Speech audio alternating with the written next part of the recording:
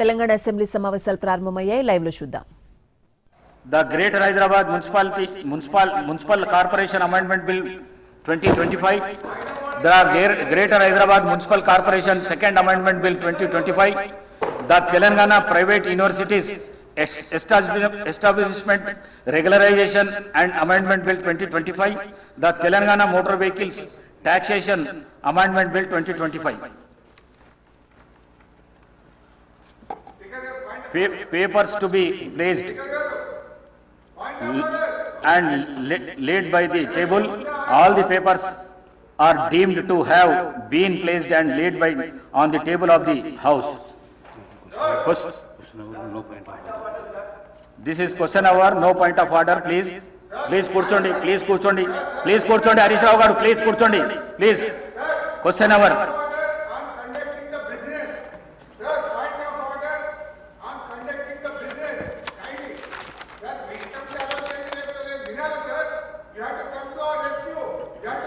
Question number 1363.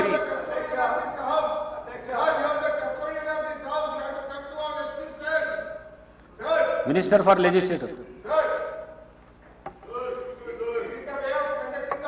Sir, మొదటి ప్రశ్నకు సమాధానం.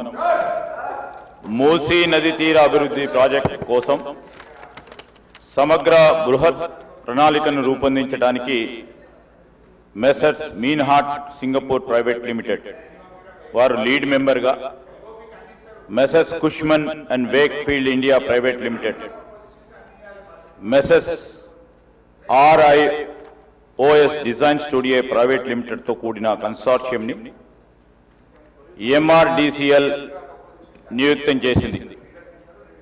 ఉస్మాన్ సాగర్ నుండి గౌరెల్లి వరకు, హిమాయత్ సాగర్ నుండి బాపుఘాట్ వరకు కన్సార్షియం అధ్యయనం కానీ ప్రణాళిక విశ్లేషణ డిజైన్ తయారు చేసి 18 నెలలలోపు ఈ క్రింది డిపిఆర్లను సమర్పిస్తుంది అధ్యక్ష.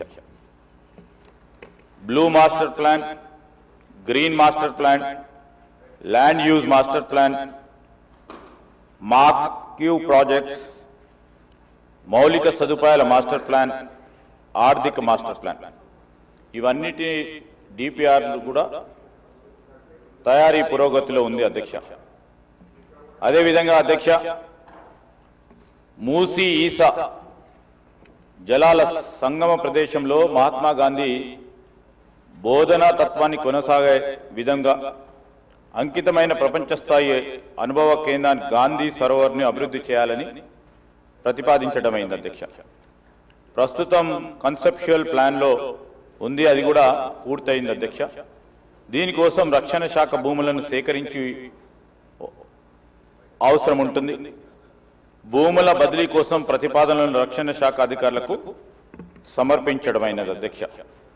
మూడోది అధ్యక్ష, ప్రాజెక్ట్కి 5 జోన్లు అనగా zone 1, zone 2, zone 3, zone 4, zone 5గా విభజించడమైనది.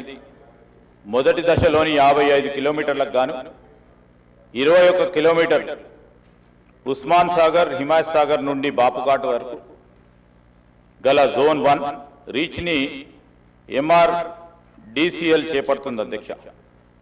ఆసియా అభివృద్ధి బ్యాంక్ ఏడిబి 4100 కోట్ల దాదాపు 500 మిలియన్ల యుఎస్డి నిధులను ఇవ్వడానికి సూచనప్రాయంగా అంగీకరించింది.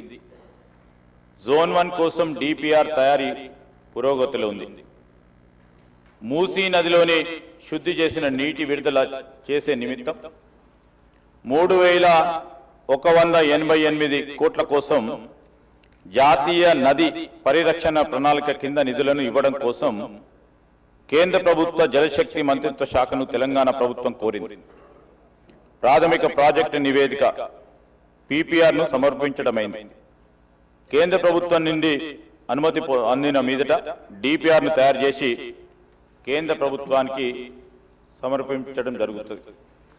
హిమాయత్ సాగర్, ఉస్మాన్ సాగర్ నుండి బాపుఘాట్ వరకు ఈ నది సరిహద్దులను గుర్తించే పని పురోగతిలో ఉంది. సమగ్ర బృహత్ ప్రణాళికలో భాగంగా పర్యాటకులకు పూర్తి స్థాయి సౌకర్యాలతో పాటు నది వెంబడి పర్యాటక ఆకర్షణ, వినోద ప్రదేశాల్లో బ్లూ గ్రీన్ మాస్టర్ ప్లాన్ను ఆలోచన చేస్తూ ఉన్నాం. ఈ ప్రశ్నకు సంబంధించి మూసీ నదిని శుభ్రపరచడం కోసం నివేదిక పురోగతిలో ఉంది. తదుపరి ఎస్టీపీలను, మురుగునీటి నిరోధం, మళ్లింపు నిర్మాణాలు, ట్రంక్ మురుగు కాలువల బృహత్తర ప్రణాళిక ప్రతిపాదనలు భాగంగా ఉన్నాయి.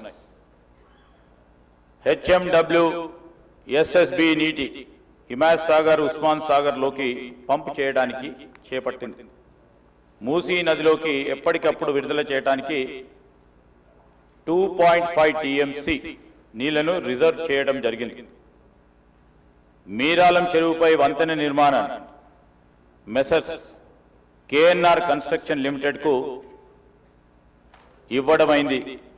11/10/2025 తేదీల ఎంఏయుడి శాఖ GOMS 791 ప్రకారం అంగీకార లేఖ LOAని కూడా జారీ చేయడం జరిగిందని మీ ద్వారా గౌరవ సభ్యులకు తెలియజేస్తా ఉన్నాను. Sri Balu Naik.